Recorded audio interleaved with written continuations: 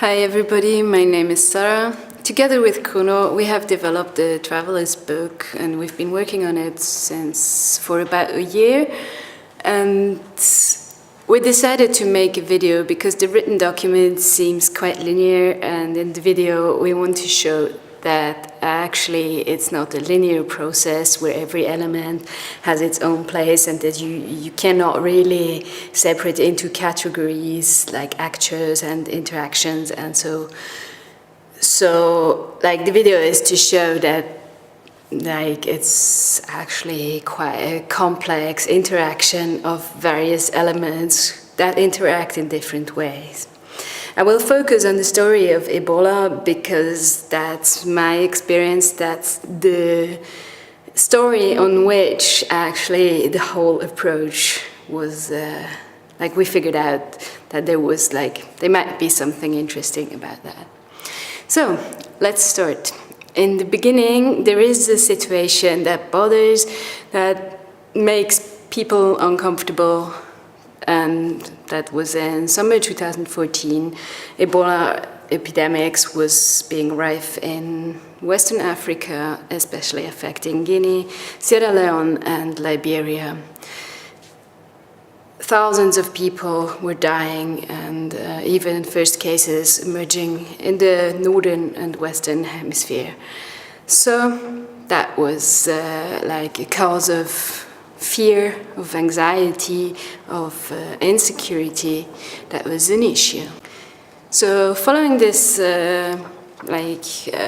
increasing number of cases of Ebola death, international community decided that they needed to support local governments, and they decided to do something about it and to support local communities. Those who decide to do something about an issue are the initiators. In that case, it was the UN establishing the first ever UN health emergency mission called UNMIR. UNMIR stands for UN Mission for Ebola Emergency Response, which was established on 19th of October 2014. So in this case of figure, we'll talk about UNMIR as the initiator. Otherwise, we can also talk about us, because the initiators are the ones who are actually campaigning, leading the campaign. But we'll see later, they are not actually the leaders of change. So, like in this case, UNMIR was established with an intention to stop Ebola. So the way it was planned came from the actual initiators, so from those who established Ebola response.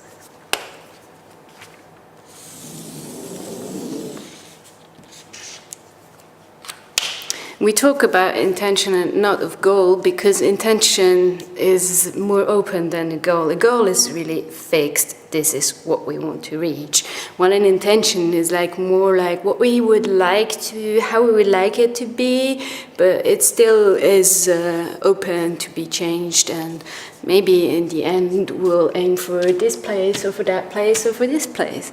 So this is why we talk about intention and not about goals. This intention was submitted also to the question, well, how do we reach Ebola epidemics being rife to become not a problem anymore?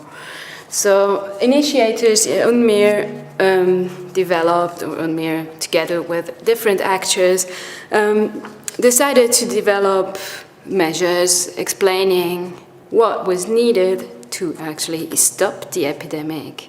So we decided to call this call to action, which is actually the description of what is to do. The next step was to explain on how to do the measure, how to put the measures defined into practice. And these were explained in the messages.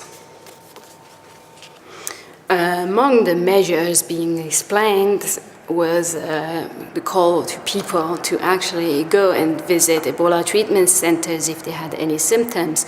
It was also for people not to touch people affected by the virus, because that's how the virus was transmitted to other people.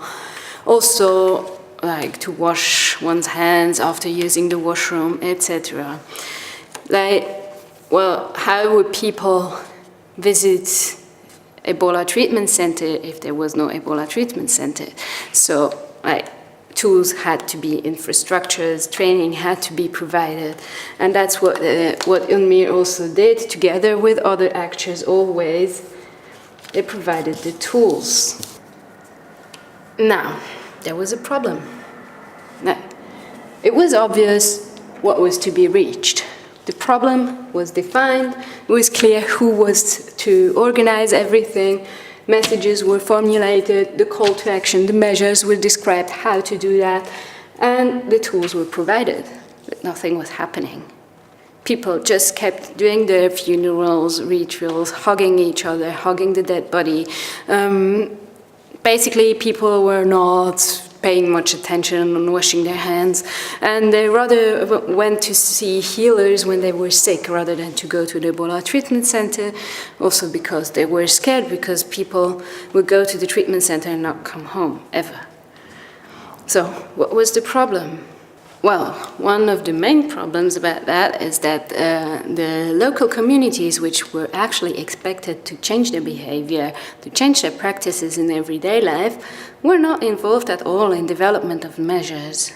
So it's when they started being involved in developing and defining the measures to be taken to avoid the virus to spread, that finally things started to change. Numbers of infected people would only drop when everybody in the communities of whole countries, like of 3 entire countries, would start putting into practice advice given by Ebola Response, because they were working with doctors and they knew what was this virus and everything. But how was it possible to reach entire population of 3 countries? Well, we started identifying religious leaders, women and youth groups, teachers, youth leaders, stars, healers, etc. People who had like sort of an opinion leader role within their communities. But they were like part of these communities, but they were like some sort of the leaders within there. And working with these community leaders, like people would listen to their advice. So if we were talking with these leaders, they would be able to transmit the messages to their people. Well, but that's one thing. Leaders were not only able to transmit the message from the response to the change makers, but also they, being part themselves of these communities, they knew what practices were, how people thought, what people felt, and what would how you could talk to them, how a message would reach them, what sort of message would reach them. So our principal element of this whole approach is what we call the big listening. It is a permanent exchange between change makers represented by the multiplicators and the initiators.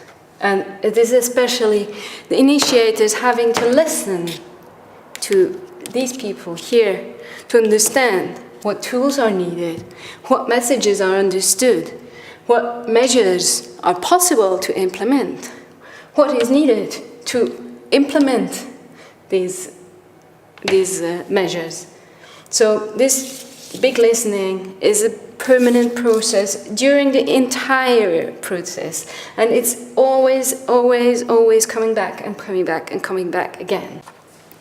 These permanent exchanges also allowed the responders to understand why the first attempt of stopping the epidemic to spread did not work out. It is because people did not understand the messages. It's just like they didn't understand why they should stop hugging their sick people, because that was like their tradition. It was their way of giving a sick person energy and support, was to hug her and say, I'm here for you. So obviously, without explanation, they just wouldn't stop doing it, because there was no reason. Why should I just stop doing something just because somebody tells me? I need an explanation. So that was one of the risks that actually came up, was that people wouldn't understand the messages. Came also to people like actually attacking responders because they thought they were spreading Ebola and not stopping Ebola. And there were many different other risks, but like it's going to be too much to tell everything about that. But yeah, I think the fact that like they were expected to do something, there was a message coming to them, but without explanation why. So that was a risk that people actually then did not put advice into practice because they just didn't have a reason to do it. It was also in exchange with the multiplicators that initiators figured out that like people would not wash their hands regularly with soap and water because there was no soap and water available. So that was the initiator's job then, to provide soap and water tanks in every village so that people would actually use them. Because obviously, if you ask me to wash my hands and I don't have water and soap, what will I do? I will just ignore it. The way to find out if the tools were actually responding to the needs of change makers and if there were any risks coming up, right? It was helpful to monitor emotions. Because emotions will show how people who are actually supposed to make change, or who are the ones who have the power to make things change, how do they feel about what's happening? How do they feel about the tools? Do they use the tools? Are there any risks? Often, risks and emotion are in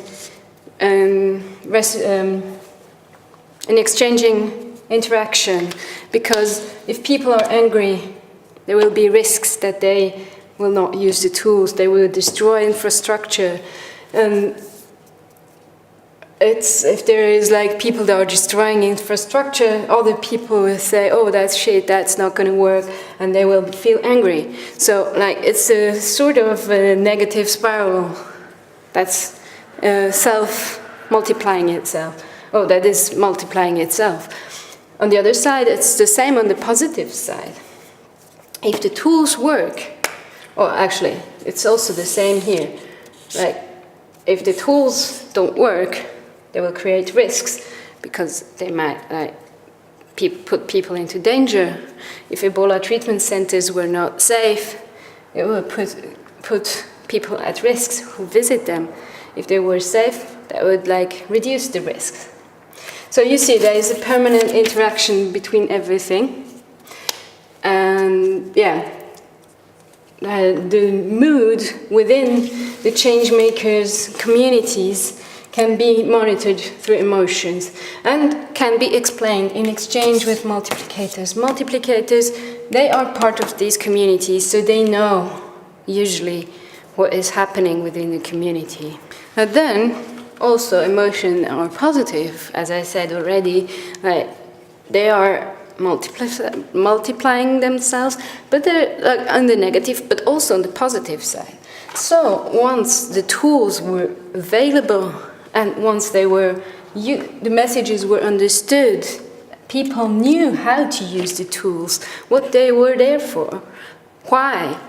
And they've started seeing that indeed, if we keep really certain diligence, washing our hands very regularly, we have less people affected by Ebola in our community. So they will see, oh, it works. And they will feel positive emotions, say, hey, that's it. That's how it's going to change. And they start putting the call to action, the measure described, into practice. Means they will be mobilized. But since we have been adapting tools and messages and maybe even the call to action permanently in exchange with the multiplicator, we've been talking to them and they've been talking to us all the time during this whole process. During the whole brewing process, Kuno calls as the preparation before people start putting the call to actions into practice. So we've been adapting this all the time. So maybe the change we actually reach are not what we initially intended, but we actually have a change.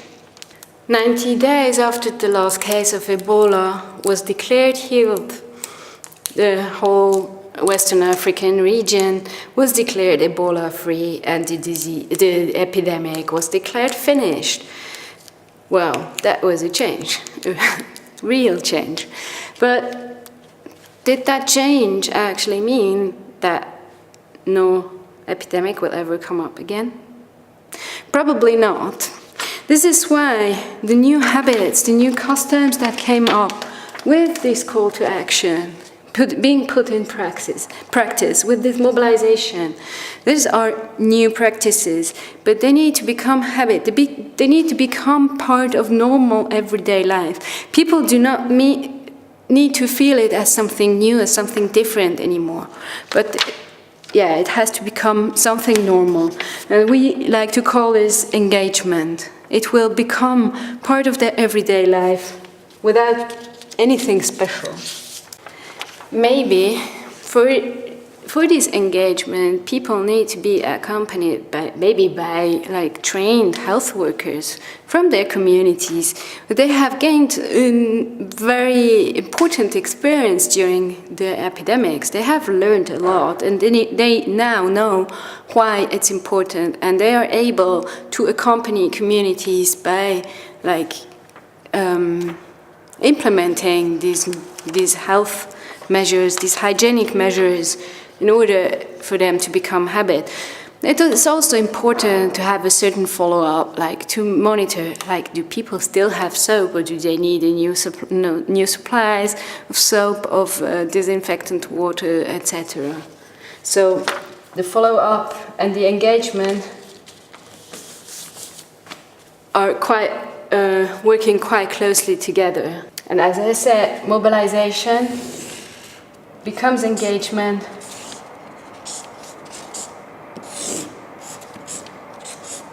through follow-up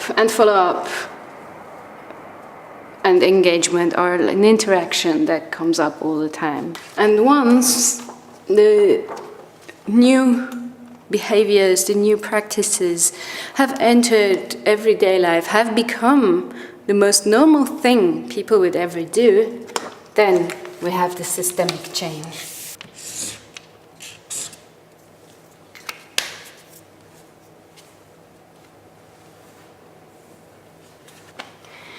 Thank you very much for your attention. I hope it helped understanding that this is far from being a linear process which has one thing coming up after the other, but it's really an interaction between different elements, and you have to come back again and again in order to really get what is needed for change to happen. Thank you very much and have a nice day.